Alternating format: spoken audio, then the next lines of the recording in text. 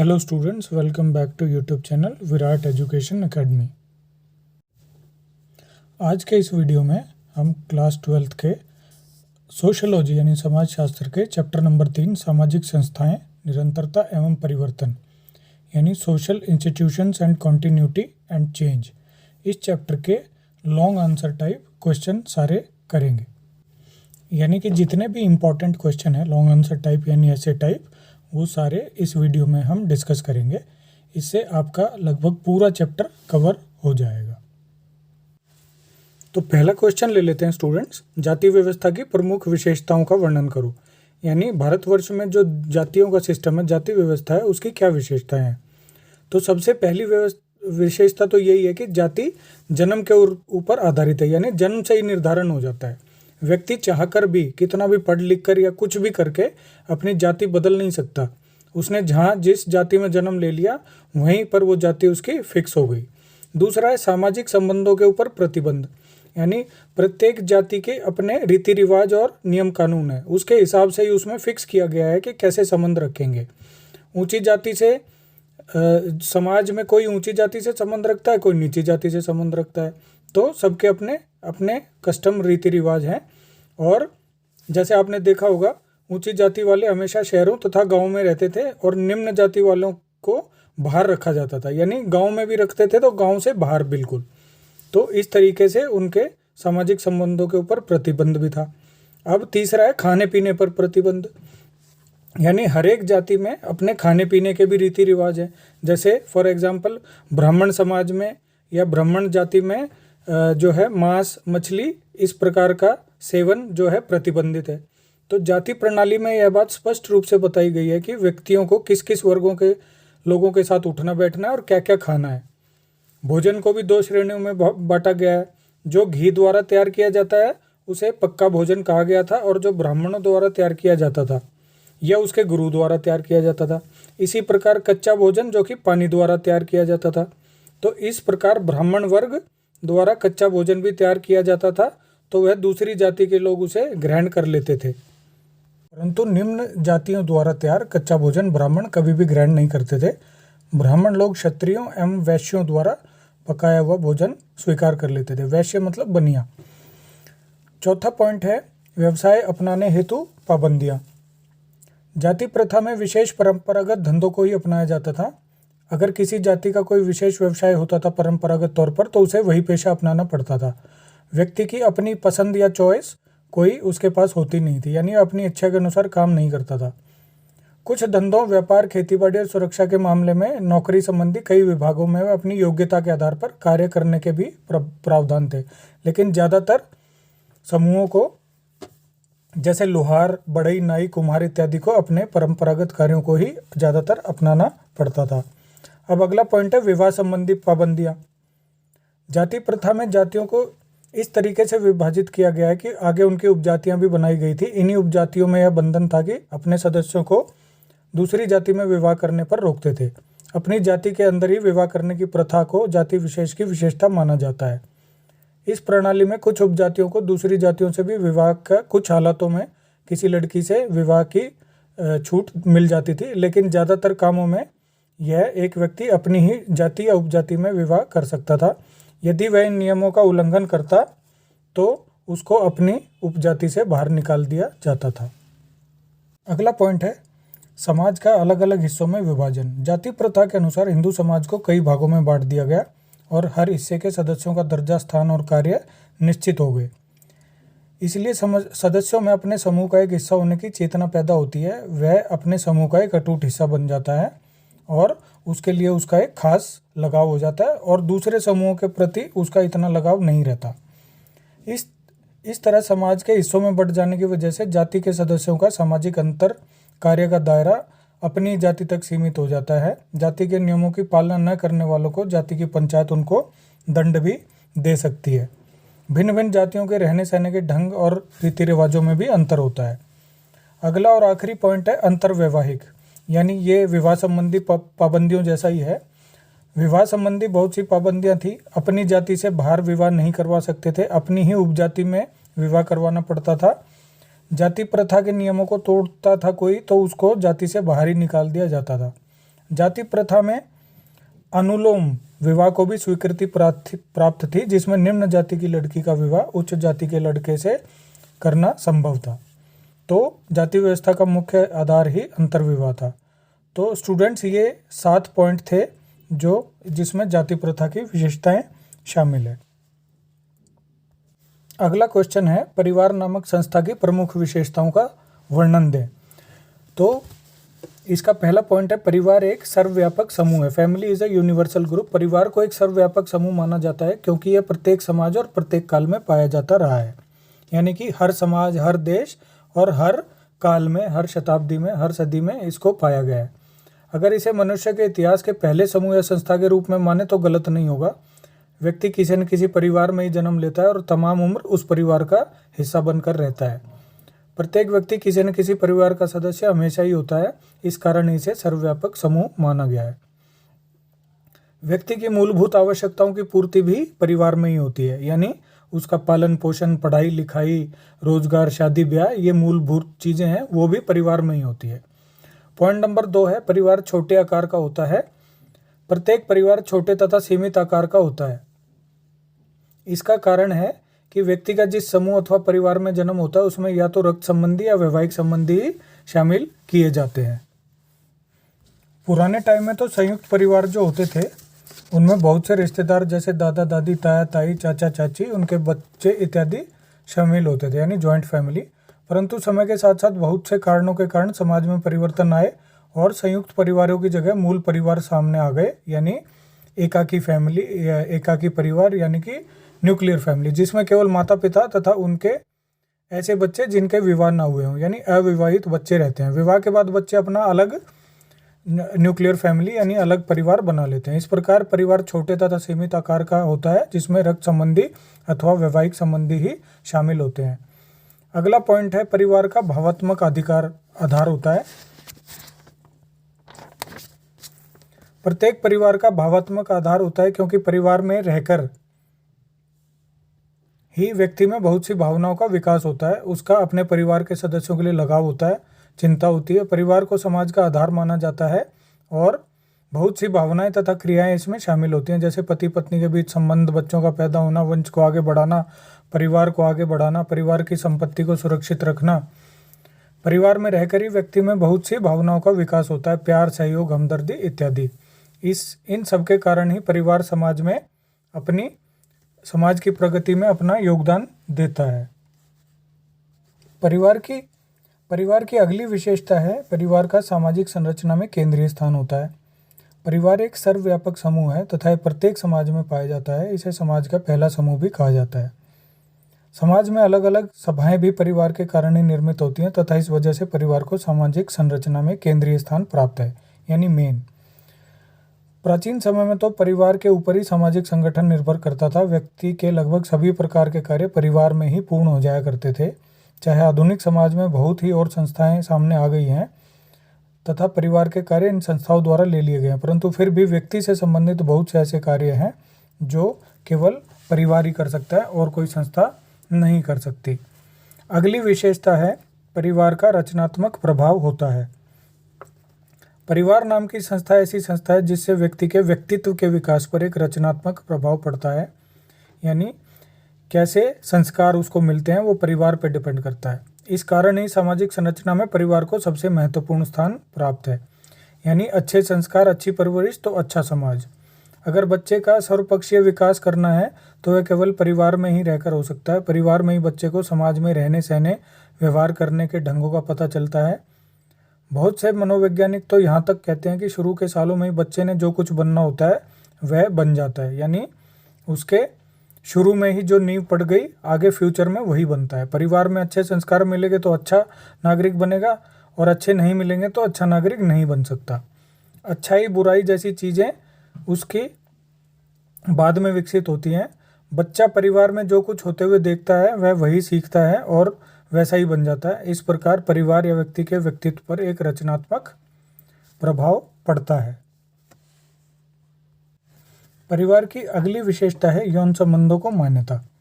व्यक्ति जब विवाह करता है तब परिवार का निर्माण करता है तो उसके तथा उसकी पत्नी के लैंगिक अथवा या शारीरिक संबंधों को समाज द्वारा मान्यता प्राप्त होती है।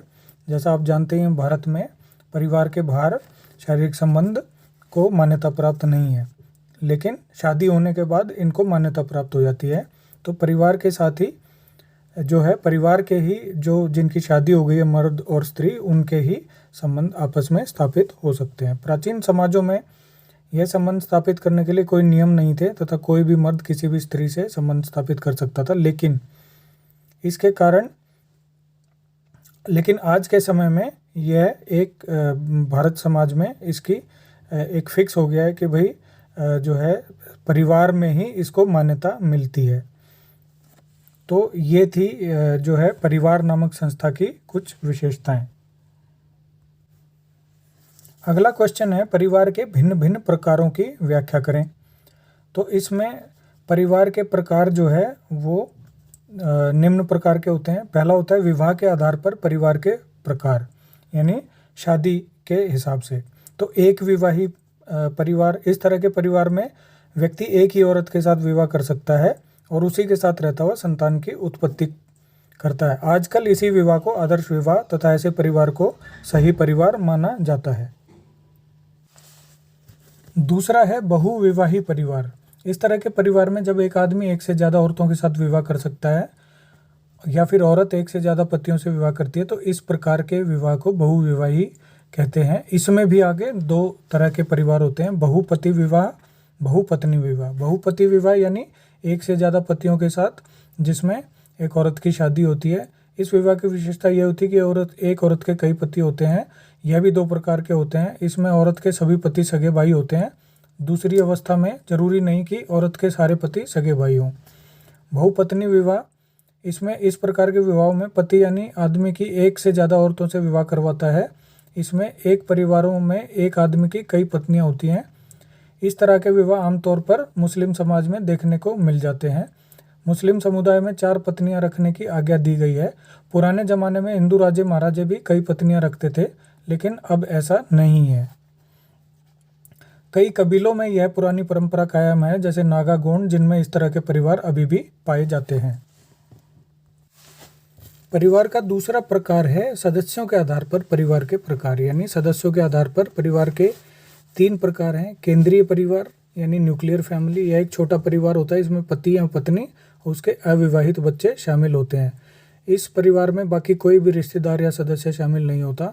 आजकल के समाज में इन्हीं परिवारों की अधिकता है। जैसे ही बच्चों का विवाह हो जाता है, वो अपना एक अलग न्यूक्लियर फैमिली या एकाकी परिवार बसा लेता है। संयुक्त परिवार, जॉइंट फैमिली, इस तरह के परिवार में बहुत सारे सदस्य होते हैं, जिसमें दादा दादी, चाचा चाची, भाई भाभी, ताया ताई, उनके बच्चे, भाई बहन आदि सभी शामिल होते हैं। इस तरह के परिवार अभी भी गाँव में पाए जाते हैं। तीसरा है विस्तृत परिवार, एक्सटेंडेड फैमिली। इस तरह के परिवार संयुक्त परिवारों से ही बनते हैं। जब संयुक्त परिवार आगे बड़े हो जाते हैं तो उन्हें विस्तृत परिवार कहा जाता है। इसमें सभी भाई, उनके बच्चे विवाह के उपरांत भी साथ में रहते हैं। उनके आगे भी बच्चे हो जाएं तब भी साथ ही में रहते हैं। आजकल के समाजों में इस तरह के परिवार बहुत मुश्किल हैं और नहीं पाए जाते हैं। प्राचीन काल में ऐसा हो जाता था क्योंकि उनका काम एक ही हुआ करता था। अगला पॉइंट है वंश नाम के आधार पर परिवार के प्रकार। इसमें 4 तरह की किस्में मिलती हैं। पितृवंशी परिवार, इस तरह का परिवार पिता के नाम से ही चलता है। इसका अर्थ है कि पिता का नाम उसके पुत्र को मिलता है। पिता के वंश का महत्व होता है। आजकल इसी तरह के परिवार चलते हैं। मातृवंशी परिवार, इस तरह के परिवार माँ के नाम के साथ चलते हैं, जिनका अर्थ है कि बच्चे के नाम के साथ माता के वंश का नाम आएगा। माता के वंश का नाम बच्चों को प्राप्त होगा। इस प्रकार के परिवार भारत के कुछ एक कबीलों में मिल जाते हैं। 2 वंश नामी परिवार, इस प्रकार के परिवार में बच्चों को दोनों वंशों के नाम प्राप्त होते हैं और दोनों वंशों के नाम साथ साथ में व्यक्ति के साथ चलते हैं। अरेखकी परिवार, इस प्रकार के परिवारों में वंश के नाम का निर्धारण सभी नज़दीक के रिश्तेदारों के आधार पर होता है, जिसको अरेखकी परिवार कहते हैं। अगला पॉइंट है रिश्तेदारों के प्रकार के आधार पर परिवारों के प्रकार। इस प्रकार के परिवार भी 2 टाइप के होते हैं। रक्त संबंधी परिवार, इस प्रकार के परिवारों में रक्त संबंधों का स्थान सबसे ऊपर होता है। इनमें किसी भी प्रकार के लिंग संबंध नहीं होते। इस परिवार में पति पत्नी भी तो इस प्रकार के परिवार में पति पत्नी होते हैं, परंतु ये परिवार का आधार नहीं होते। इस परिवार में सदस्यता जन्म के आधार के कारण प्राप्त होती है, ये स्थायी होते हैं। तलाक भी इन परिवारों के अस्तित्व को समाप्त नहीं कर पाता। अगली टाइप है विवाह संबंधियों का परिवार। इस प्रकार के परिवारों में पति पत्नी तथा उनके विभिन्न भाई बच्चे होते हैं जिनका विवाह अभी नहीं हुआ है। इनमें पति पत्नी और उनके रिश्तेदार भी शामिल होते हैं। यह परिवार किसी की मौत के बाद या फिर किसी के तलाक के बाद भंग हो सकता है।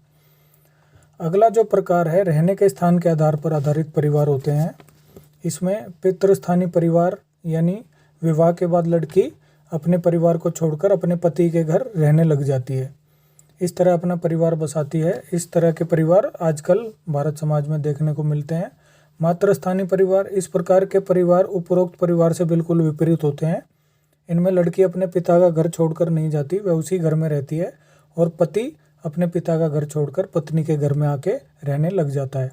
गारो, खासी इत्यादि कबीलों में इस प्रकार के विवाह पाए जाते हैं। नवस्थानीय परिवार, इस प्रकार के परिवार दोनों तरह की किस्मों से अलग हैं। विवाह के पश्चात पति पत्नी कोई भी एक दूसरे के माता पिता के घर नहीं रहता और किसी नई जगह जाकर घर बनाते हैं और वहाँ बसते हैं। इस प्रकार के परिवार को नवस्थानीय परिवार कहा जाता है। आजकल के औद्योगिकरण के युग में बड़े बड़े शहरों में इस तरह के परिवार आमतौर पर देखने को मिलते हैं। अगला जो परिवार का आधार है वो है सत्ता के आधार पर परिवार के प्रकार। इसमें दो तरह के परिवार होते हैं। पितृसत्तात्मक परिवार, जैसा कि नाम से ही पता चलता है कि इस तरह के परिवार में शक्ति पिता के हाथों में होती है। सभी कार्य पिता की मर्जी के अनुसार होते हैं। अंतिम फैसले पिता के ही माने जाते हैं। वही परिवार के कर्ता धर्ता होते हैं, सभी फैसले वही करते हैं। भारत में इसी तरह के परिवार ज़्यादातर पाए जाते हैं। दूसरा टाइप है मातृसत्तात्मक परिवार।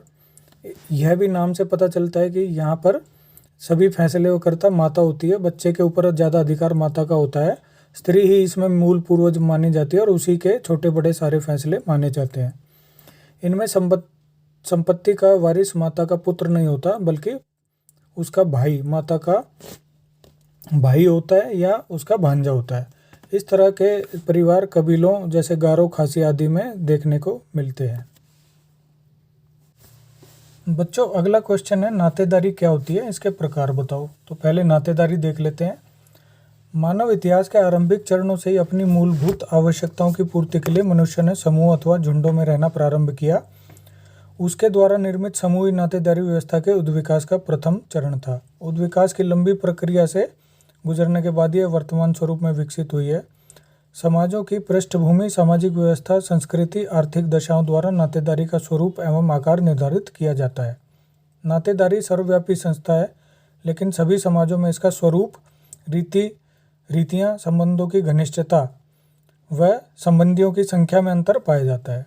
नातेदारी यानी रिश्तेदारी भी कह सकते हैं हम इसको। नातेदारी के लिए बंधुत्व, संगोत्रता एवं स्वजनता आदि संज्ञाओं का प्रयोग किया जाता है। नातेदारी व्यवस्था का अर्थ। रेडक्लिफ ब्राउन के शब्दों में नातेदारी सामाजिक उद्देश्यों के लिए स्वीकृत वंश संबंध है, जो कि सामाजिक संबंधों के परंपरागत संबंधों का आधार है। इसी तरह लेवी स्ट्रास के अनुसार नातेदारी व्यवस्था विचारों की एक निरंकुश व्यवस्था है। नातेदारी व्यवस्था में समाज द्वारा मान्यता प्राप्त वे संबंध आते हैं जो कि अनुमानित और वास्तविक संबंधों पर आधारित हों। नातेदारी की यह परिभाषा तिनिक ने मानव शास्त्र के शब्दकोश में दी है। फॉक्स ने अपनी कृति नातेदारी एवं विवाह में लिखा है, यानी बुक में लिखा है, नातेदारी केवल मात्र स्वजन अथवा वास्तविक, ख्यात एवं कल्पित समरक्तता वाले व्यक्तियों के मध्य संबंध है। समरक्तता मतलब सम ब्लड रिलेशन वाला। इसी तरह डॉक्टर रिवर्स ने अपनी पुस्तक सामाजिक संगठन में लिखा है कि संगोत्रता यानी जिनका एक ही गोत्र हो। बंधुत्व की मेरी परिभाषा उस संबंध से है जो वंशावलियों के माध्यम से निर्धारित एवं वर्णित की जाती है। अतः स्पष्ट है कि नातेदारी ऐसे संबंधियों के बीच संबंधों की व्यवस्था है जिनसे हमारा संबंध वंशावली के आधार पर होता है, यानी जन्म से होता है। वंशावली संबंध परिवार के द्वारा विकसित किए जाते हैं। अब बच्चों, नातेदारी व्यवस्था के आधार या प्रकार क्या होते हैं वो देख लेते हैं। नातेदारी व्यवस्था समाज में दो ही आधारों पर विकसित होती है, रक्त मूलक और विवाह मूलक। यानी एक तो जो ब्लड रिलेशन से जो रिश्तेदारी है और एक जो विवाह के कारण बनती है। तो पहला रक्त मूलक नातेदारी है, यह वह होती है जिसमें केवल उन्हीं व्यक्तियों को सम्मिलित किया जाता है जो आपस में रक्त द्वारा संबंधित होते हैं, जैसे माता पिता, भाई बहन, चाचा ताया, दादा पिता, पुत्र पौत्र इत्यादि सभी एक दूसरे के रक्त संबंधी होते हैं। रक्त संबंध में भी दो मूलाधार होते हैं, मातृवंश और पितृवंश। तो माता के वंश के सभी सदस्य व्यक्ति के रक्त संबंधी होते हैं। इसी प्रकार पिता के रिश्तेदार भी आपस में रक्त संबंधी होते हैं, जैसे चाचा ताया दादा इत्यादि पिता के वंश तथा मामा नाना नानी आदि माता के वंश के रक्त संबंधी होते हैं। रक्त संबंधी दो प्रकार के होते हैं, रेखीय नातेदारी और क्षैतिज नातेदारी। रेखीय नातेदारी में संबंधियों के बीच रक्त संबंध एक रेखा के रूप में होता है, जैसे परदादा दादा पिता पुत्र पौत्र, यानी वंश के हिसाब से। क्षैतिज संबंधी वे होते हैं जिनका सीधा रक्त संबंध नहीं होता, फिर भी एक ही पूर्वज के साथ संबंधित होने के कारण आपस में रक्त संबंधी होते हैं, जैसे चाचा ताया भतीजी इत्यादि। रक्त संबंध वास्तविक के अतिरिक्त काल्पनिक भी होता है, जैसे कई जनजातियों में बहुपति विवाह प्रथा पाई जाती है। वहाँ जो भाई पत्नी के गर्भवती होने पर तीर कमान का संस्कार करता है, वही होने वाली संतान का पिता मान लिया जाता है। इस प्रकार किसी व्यक्ति के द्वारा गोद ली गई संतान भी उसकी अपनी संतान मानी जाती है। अतः यह आवश्यक नहीं है कि पिता और संतान का आपस में जैविक या बायोलॉजिकल संबंध हो, फिर भी वह रक्त संबंधी ही माने जाते हैं। दूसरा पॉइंट है विवाह मूलक नातेदारी, यानी विवाह के हिसाब से जो नातेदारी जन्म लेती है। विवाह मूलक नातेदारी ऐसी नातेदारी है जो दो विषम लिंगियों के बीच समाज की स्वीकृति द्वारा स्थापित की जाती है, यानी स्त्री और पुरुष के विवाह से। विवाह के द्वारा पति पत्नी ही विवाह संबंधी नहीं बनते, बल्कि पत्नी के सब रिश्तेदार पति के लिए और पति के सब नातेदार रिश्तेदार पत्नी के लिए विवाह संबंधी हो जाते हैं। अतः विवाह द्वारा नातेदारी में लगभग दुगनी वृद्धि होती है। विवाह मूलक नातेदारी में सास ससुर जीजा ननद साला साली बहनोई ज्येष्ठ बहू देवर आदि रिश्तेदार सम्मिलित होते हैं। तो ये जो है नातेदारी के प्रकार हैं। अगला क्वेश्चन है बच्चों, आज के समय में नातेदारी का क्या महत्व है। तो नातेदारी की भूमिका और महत्व देख लेते हैं। नेल्सन ग्रेबन ने अपनी कृति रीडिंग इन किनशिप में लिखा है। किनशिप का मतलब नातेदारी। नातेदारी व्यवस्था सर्वव्यापी है, हर जगह पाई जाती है। सामाजिक संगठनों को समझने के लिए नातेदारी संस्थाओं का ज्ञान महत्वपूर्ण है। डॉक्टर रिवर्स कहते हैं, अनेक भारतीय मानव शास्त्रियों ने नातेदारी के विभिन्न पक्षों का अध्ययन कर मानव शास्त्रीय ज्ञान को समृद्ध बनाया है। उन्होंने नातेदारी के मानव शास्त्र के अंतर्गत विकसित किए गए मॉडलों को नातेदारी के विभिन्न पहलुओं को समझने के लिए प्रयोग किया। तो नातेदारी की भूमिका एवं महत्व का संक्षिप्त वर्णन हम नीचे लिखे पॉइंट से समझ सकते हैं। परिस्थिति निर्धारण। नातेदारी व्यक्ति की जन्म से सामाजिक परिस्थिति को निर्धारित करती है। उच्च परिवार एवं नातेदारी से संबंधित व्यक्ति की सामाजिक परिस्थिति उच्च हो जाती है। उदाहरणार्थ राजनीति में मंत्री, एमएलए, एमपी, नौकरी में उच्च पद पर कार्यरत तथा उच्च स्तर पर वाणिज्य व्यापार करने वालों के परिवारजनों एवं रिश्तेदारों को उच्च परिस्थिति प्राप्त होती है। उनके परिवारों में जन्मे बच्चों को भी जन्म से ही उच्च परिस्थिति प्राप्त हो जाती है, चाहे व्यक्ति की निजी उपलब्धियां भी कम हों। दूसरा पॉइंट है वंश एवं उत्तराधिकार का निर्धारण। वंश व्यक्ति का मूल होता है, रूट। परिवार, वंश, गोत्र, मातृदल नातेदारी के अंग हैं। किस व्यक्ति को अपने पूर्वजों की संपत्ति, चल अचल, भौतिक अभौतिक का हस्तांतरण होगा, कौन व्यक्ति उत्तराधिकारी होगा तथा कितने भाग का उसे अधिकार मिलेगा, यह सब नातेदारी के सदस्यों में विभिन्न नियमों द्वारा चीज़ें तय की जाती हैं। लूसी मेयर ने अपनी कृति सामाजिक विज्ञान की भूमिका में इस संबंध में लिखा है, किसी व्यक्ति का समाज में स्थान उसके अधिकार एवं कर्तव्य, संपत्ति पर उसका दावा अधिकतर दूसरे सदस्यों के साथ उसके जन्मजात संबंधों पर निर्भर करता है। तो ऐसे समाज में संगठन के चाहे जो भी सिद्धांतों, प्राथमिक समूह एवं उत्तराधिकार निर्धारित किए जा सकते हैं। तो नातेदारी का महत्व समझने के लिए अगला पॉइंट है समाजीकरण। परिवार एवं परिवारों की समूह नातेदारी व्यक्ति के समाजीकरण की प्राथमिक एजेंसियां हैं। नवजात शिशु सर्वप्रथम अपनी नातेदारी माता पिता इत्यादि के संपर्क में आता है, वहीं से वह जैविकीय प्राणी के सामाजिक प्राणी बनना प्रारंभ करता है। संबंधी उसे चलना, बोलना, भाषा, सामाजिक मूल्य एवं व्यवहार के तरीके सिखाते हैं। अगला पॉइंट है सामाजिक सुरक्षा। अपने सदस्यों को नातेदारी द्वारा सामाजिक सुरक्षा प्रदान करने का महत्वपूर्ण कार्य किया जाता है। व्यक्ति को जीवन में अनेक चुनौतियों का सामना करना पड़ता है। कई बार वह समस्याओं को सफलतापूर्वक सुलझा लेता है, कई बार असफलता भी मिलती है। ऐसी स्थिति में परिवार के अन्य संबंधी ही उसे संभालते हैं, उसका ढांढस बंधाते हैं। आकस्मिक मृत्यु, आपदा, विपत्ति, दुख, असमय मृत्यु, असफलता आदि की प्रतिकूल परिस्थितियों में नातेदारी व्यक्ति को उन खराब परिस्थितियों से उबारने में बहुत मदद करती है। अलग अलग विभिन्न आवश्यकताओं की पूर्ति के लिए भी नातेदारी ही उसको सहयोग करती है। इसलिए नातेदारी सामाजिक सुरक्षा में बहुत ही महत्वपूर्ण रोल अदा करती है। नातेदारी की भूमिका में अगला पॉइंट जो है, उसके महत्व के लिए अगला पॉइंट है आर्थिक हितों की सुरक्षा। नातेदार व्यक्ति के आर्थिक हितों की रक्षा करते हैं। भारतीय समाज में इस क्षेत्र में नातेदारी का महत्वपूर्ण स्थान है, क्योंकि नातेदारी व्यक्ति को जातिगत व्यवसाय सीखने तथा अपनाने में सहायता करती है। लूसी मेयर ने कहा है, नातेदारी व्यक्ति के आर्थिक हितों की सुरक्षा प्रदान करने में के संबंध में उन्होंने कहा है, विभिन्न समाजों में स्वीकृत बंधुत्व के बंधन लोगों को खेती तथा जायदाद पर अधिकार, समान हितों की पूर्ति में परस्पर सहायता तथा दूसरों पर आधिपत्य प्रदान करते हैं। प्रभुता प्राप्त लोगों पर यह दायित्व रहता है कि वे आश्रितों का कल्याण करें, यानी उन पे जो डिपेंडेंट हैं उनका भी उद्धार कल्याण करें। आश्रितों का धर्म आज्ञा पालन करना है, यानी कि वो जो उनके आधिपत्य जिनको प्राप्त है उनका आज्ञा पालन करना उनका धर्म है। सभी लोगों का कर्तव्य है कि ऐसे अवसरों पर जहां नातेदारी की मान्यता का प्रश्न है, परस्पर आपस में एक दूसरे को सहयोग करें। एक और पॉइंट है जिससे उसका महत्व हमें पता लग जाता है नातेदारी का, वह मानव शास्त्रीय ज्ञान का आधार है। विश्व भर के प्रमुख मानव शास्त्रियों के प्रारंभिक अध्ययन नातेदारी से ही संबंधित थे। उन्होंने सामाजिक संरचना की इस आधारभूत इकाई का पर्याप्त ज्ञान एकत्रित किया है।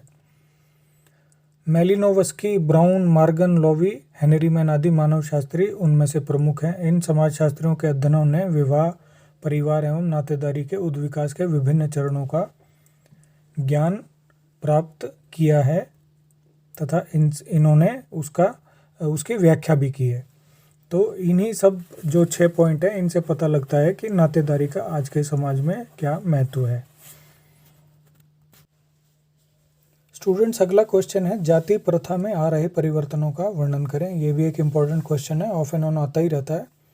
तो इसमें कौन कौन से परिवर्तन आ रहे हैं ओवर द टाइम, ये देख लेते हैं। तो पहला पॉइंट है ब्राह्मणों की स्थिति में गिरावट आ गई है। जाति व्यवस्था की शुरुआत से ही ब्राह्मणों का हर एक क्षेत्र में विशेष महत्व रहा है। पूरी जाति व्यवस्था इनके इर्द गिर्द घूमती थी। जाति के संस्थाकरण में उनका सर्वोच्च स्थान रहा है। पर शिक्षा के प्रसार, विज्ञान के विकास, नए पदों का सृजन, पश्चिमीकरण, संस्कृतिकरण, आधुनिकीकरण, औद्योगिकरण, नगरीकरण, इन सब कारणों की वजह से उनकी स्थिति में गिरावट आ गई है। आजकल गैर ब्राह्मणों की स्थिति उनकी शिक्षा, पैसे या सत्ता की वजह से काफ़ी ऊंची हो गई है। इस वजह से ब्राह्मणों की स्थिति में गिरावट आ गई है। अगला पॉइंट है अंतरजातीय संबंधों में परिवर्तन। प्राचीन काल से ही भारतीय समाज में जजमानी व्यवस्था प्रचलित रही है, जिसके चलते विभिन्न जातियों में अंतर्निर्भरता बनी रहती थी। मगर अंतरजातीय संबंधों में अब काफ़ी परिवर्तन हो गए हैं। पैसे के प्रचलन, उद्योगों के विकास तथा शिक्षा के प्रचार प्रसार के कारण विभिन्न जातियों ने अपने परंपरागत व्यवसाय छोड़ने शुरू कर दिए और सेवाओं के आदान प्रदान में भी काफ़ी परिवर्तन हुए हैं। लोग पैसे देकर चमड़े, बांस, मिट्टी इत्यादि की चीज़ें खरीदने लग गए। अच्छी चीज़ें उपलब्ध होने की वजह से लोग बाजार जाने लग गए। तो वो जो चीज़ों का आदान प्रदान होता था, यानी लोहार से लोहे का सामान बनवाकर उसको बदले में अनाज देना, वो ख़त्म हो गया। पढ़े लिखे युवाओं द्वारा भी परंपरागत काम छोड़ने की वजह से अंतर्जातीय संबंधों का स्वरूप बदल गया। तीसरा एक और पॉइंट है परिवर्तन के लिए, जाति व्यवस्था में आ रहे परिवर्तन के लिए, अस्पृश्यता में कमी। जाति प्रथा में अस्पृश्यता मतलब छुआछूत का बोलबाला था, पर आज़ादी के बाद इसमें काफ़ी कमी आ गई। औद्योगिकरण की वजह से सभी जातियों के लोग मिलकर काम करने लगे। 1955 में अस्पृश्यता कानून भी पास हो गया, जिसके अनुसार अस्पृश्यता को मानना गैर कानूनी है, यानी छुआछूत को अब गैर कानूनी मान लिया गया है। होटलों, क्लबों में सभी को प्रवेश मिलने में अस्पृश्यता में काफ़ी कमी आ गई है।